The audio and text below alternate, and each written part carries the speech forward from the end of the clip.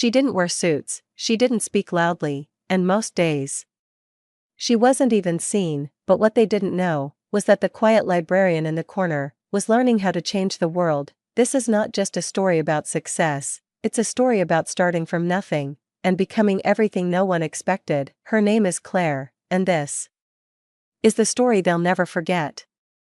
The librarian they ignored became the CEO who saved their jobs. Claire Bennett was a quiet and modest woman who worked as a librarian at Westbrook University, a prestigious school tucked away in the suburbs. She didn't have a master's degree, she wasn't a professor, and she certainly didn't own any of the expensive business suits worn by the administrative staff. Every day, Claire woke up at 5 a.m., caught the number 22 bus to campus, opened the library doors on time, checked the automated return system, dusted off old bookshelves, and prepared the reading tables before students began their day. No one paid attention to her. Students who passed by might give a polite nod, though most ignored her entirely. Professors recognized her face, but rarely remembered her name. During university staff meetings, Claire was never invited because she wasn't considered academic staff. And if anyone asked about her, the answer was usually, "Oh, the librarian? She's still working there?" But what no one knew was that behind Claire's soft-spoken and gentle demeanor was a mind constantly learning and evolving. Claire lived alone in a tiny studio apartment with an old HP laptop she'd owned for nearly 8 years, its screen scratched, keys partly broken, and battery life down to 30 minutes without power. But she cherished it, because it was her only window into the world of technology she loved so deeply. Every evening, after the library closed and everyone had left, Claire stayed behind. She would sit at the reference desk, open her laptop, and immerse herself in online programming courses on platforms like Coursera and edX. She studied Python, JavaScript, SQL, even diving into artificial intelligence and machine learning. No one would believe that the same woman mopping the library floor yesterday could write code that pulled research data in seconds. Claire couldn't afford grad school. She had no mentor. No one encouraged her. But she had one thing no one could take away: hunger. Every time a computer science student smirked as she asked about a technical book, Claire smiled back. Every time she heard coworkers whisper that she was too old to still be learning, she studied even harder. She knew that in this world, if you didn't have a voice, you needed knowledge. And if no one offered you opportunity, you had to build the door yourself. Claire once thought of herself as just a keeper of books. But slowly, night after night, a new thought began to take root. One day, she would change the very system that now looked down on her. And that day was coming soon. It was a chilly March morning when Claire arrived at the library, holding a paper cup of lukewarm coffee she'd grabbed from the bus stop. Something felt off. Staff members avoided her gaze, and a few whispered as she passed. Claire noticed the change, but remained calm, as always. Around 10 a.m., an internal email landed in her inbox. The subject line read only, "Meeting." It was sent by Deborah Lane, the newly appointed head of human resources, someone Claire had only exchanged polite greetings with once in the elevator. The meeting was held in a small, windowless office with flickering fluorescent lights. Deborah sat across from her, flanked by a legal representative from the university. Their faces were cold. Their words rehearsed. Claire was told that the university library was undergoing restructuring, and due to budget constraints, her position was being eliminated, effective immediately. There was no thank you. No performance review. No chance to appeal. She had 15 minutes to return to her desk, collect her belongings, and leave the building. Claire said nothing. She didn't cry. She didn't ask why. She simply nodded, thanked them for the notice, and left the room quietly. Like a ghost. But inside her, a storm had begun to form. On the bus ride home, Claire stared out the window as the library building disappeared behind her. That place had been her world for nearly 11 years, where she dusted each shelf by hand, repaired broken systems herself, and quietly helped dozens of students find the resources they needed to graduate. And now, it was all erased with a single email. That evening, Claire opened her old laptop. But this time, it wasn't to study as usual. she opened Google and typed, "How to start a tech company with zero funding." Her hands trembled slightly, but her eyes burned with a clarity they never had before. Claire spent the first days after losing her job in complete isolation. No calls. No thank you emails from the university. But for her, the silence was necessary to think clearly. In her tiny studio apartment, Claire sketched out a plan she knew most people would call insane: to build an educational tech platform for people like her, the forgotten ones, the overlooked learners. She named her project Beacon, symbolizing a lighthouse that guides those lost in the dark. No investors, no tech team, no supporters, just Claire and her battered laptop. She started with the smallest steps, sketching product features on scraps of paper, self-teaching mobile app development, and researching how to legally start a business in her state. During the day, Claire worked part-time at a small coffee shop to pay her bills. At night, she poured every ounce of energy into coding the Beacon app. She worked 16 hours a day, fueled by cheap coffee, cold sandwiches, and an unbreakable will. Sometimes, at 2 a.m, sitting alone under the harsh glow of her desk lamp, Claire wondered if she was wasting her life. But every time doubt crept in, she remembered the day they dismissed her without even a thank you. She had nothing left to lose. After 3 months, the first prototype of Beacon was born. It was basic, full of bugs, and the design was rough, but it worked. Claire registered the intellectual property, wrote her own promotional posts on developer forums, and quietly waited. No one knew, no one cared, but Claire understood: the greatest empires are built in the dark, and she was ready to wait. One Friday evening, while Claire was brewing coffee at the small shop where she worked part-time, her phone buzzed. A new email popped up from an unknown sender with a simple subject line: Beacon app, potential partnership inquiry. She quickly wiped her hands on her apron and opened the message. The sender was Marcus Reed, an angel investor specializing in community-focused educational projects across the state. Marcus had stumbled upon Claire's Beacon post on a small independent developer forum.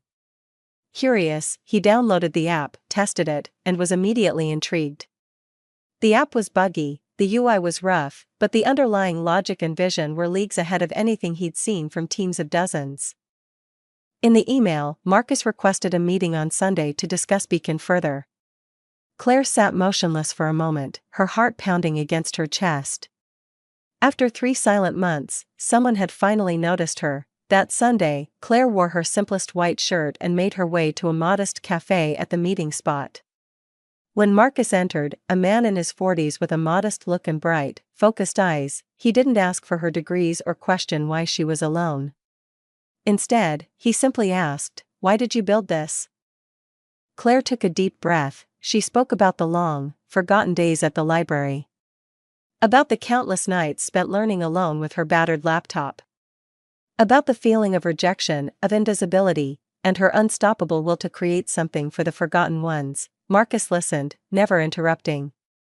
When she finished, he smiled and said, "I don't invest in products. I invest in people. And I believe in you." 3 weeks later, Beacon received its first seed investment, $50,000. Not a fortune by startup standards, but for Claire, it was an entire universe unfolding. That night, holding the signed agreement in her hands, Claire cried for the first time in years, not from pain, but because for the first time in her life, someone believed in her. Claire never imagined that the hardest part wouldn't be starting from scratch, it would be holding on when things finally began to move. After receiving her first seed investment, she used most of the money to hire a small team of freelance developers. 3 of them were young, self-taught, and had been rejected by big tech firms for lacking degrees or experience. Claire didn't care about their credentials. The only thing she wanted was fire, the same kind that had kept her awake all those nights alone in the library. The team worked every day inside a cramped, converted basement under a rundown coffee shop. The air was damp, the single AC unit rattled constantly, and the walls had water stains from old leaks, but to them, it was a command center. A launch pad for a dream. What followed were months of relentless struggle. Every update of the Beacon app broke something else. One week, a syncing error wiped hundreds of users' lesson schedules. Emails poured in, angry, disappointed, even cruel. One-star reviews flooded the app stores. Claire spent her nights debugging, writing apology emails one by one with a kindness so patient it almost broke her spirit. Some nights she passed out at her desk, asleep in the middle of typing, and then, the giants noticed. Just weeks after Beacon reached 10,000 users, one of the largest edtech platforms launched a campaign offering 3 months of premium access, completely free. Another major competitor quietly copied one of Beacon's most original features and released it in a flashy update. These weren't coincidences. They were corporate chess moves, designed to crush any threat before it could grow. Within 2 weeks, Beacon lost nearly half its active users. Inside Claire's small team, morale cracked. A few members voiced concerns that maybe it was time to sell. One quietly resigned, leaving only a short note on his desk, "I'm sorry." Claire didn't blame him. Survival is a deeply human instinct. But for her, Beacon wasn't just a project, it was a statement. A rebellion. A way to prove that people like her could still change the game without anyone's permission, so she pivoted. She stopped chasing flashy features. She refused to play the giants' game. Instead, she returned to what they couldn't replicate, real people. Claire restructured Beacon into more than just an education app. She built it into a life skills platform, where users could learn how to write resumes, prepare for interviews, manage personal finances, regulate emotions, and build tech literacy. She created lessons herself, hired local instructors, and formed partnerships with nonprofits that worked with single mothers, former inmates, unemployed youth, and homeless shelters. There were no PR campaigns. No trending hashtags.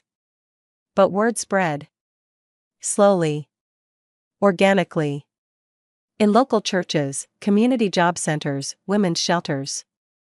In places where people needed hope more than software, each returning user felt like a small miracle. Each thank you message, from someone who just aced their first interview, or opened their first bank account, fueled the fire again. Claire stopped chasing metrics.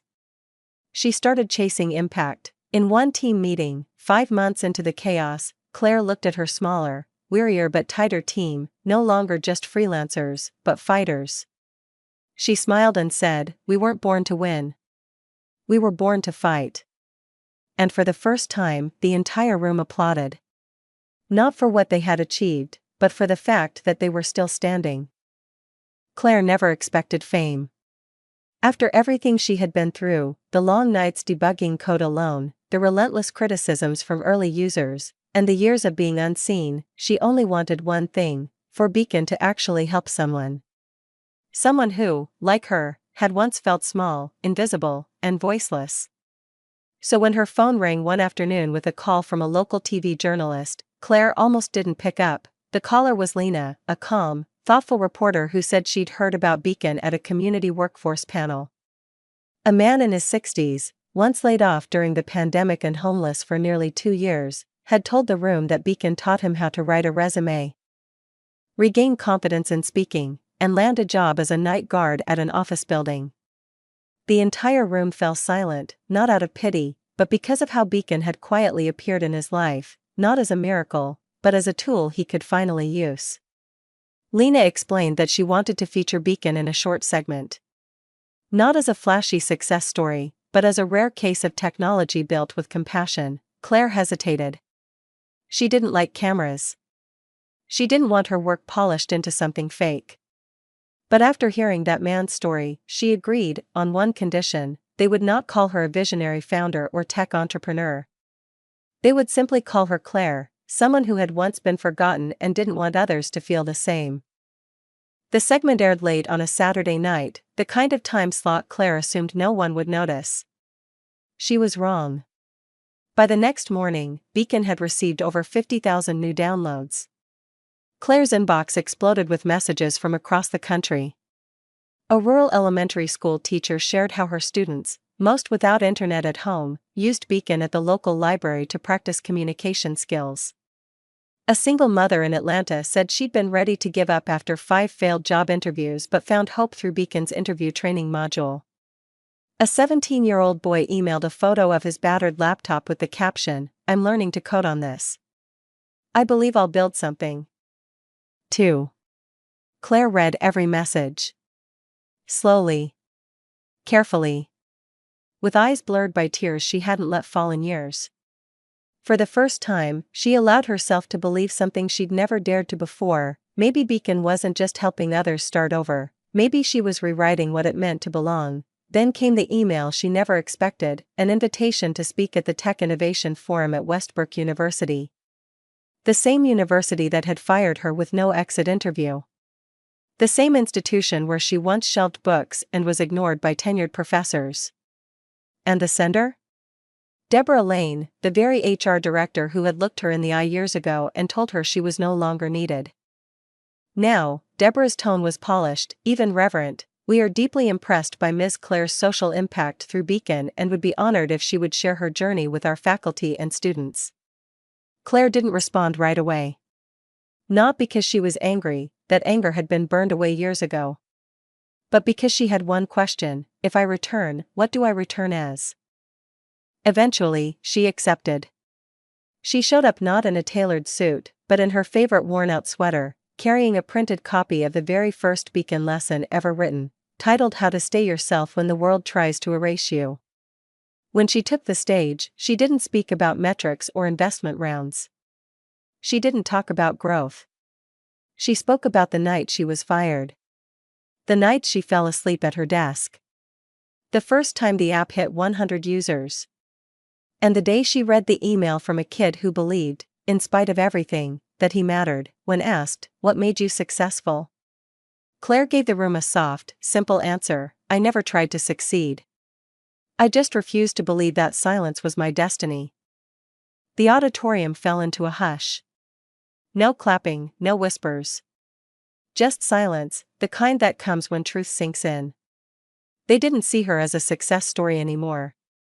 They saw her as something far more powerful, a reminder that even those who are overlooked can come back and redefine the game. Success is often measured in dollars, headlines, and how many people recognize your name. But for Claire, success came quietly. It came in moments, in the form of short emails like, "I started over because of Beacon." She never posed with trophies. She never accepted honorary degrees. Instead, Claire created the Beacon Trust, a nonprofit that reinvested every dollar earned into free education programs for communities where even Wi-Fi was a luxury. From Native American reservations in New Mexico to shelters in Chicago, to re-entry programs in Ohio prisons, wherever people were forgotten, Beacon showed up not just to teach, but to remind them they still mattered. Claire never climbed on stage to retell her struggles like a badge of honor. When she was invited to speak at the International Tech Forum in Washington, she kept it short. "I didn't build Beacon to be famous," she said. "I built it so the janitor's daughter could learn to code and never have to clean classrooms like her mother did. If I've changed even one life, I've done enough." When Claire turned 45, she officially stepped down as CEO.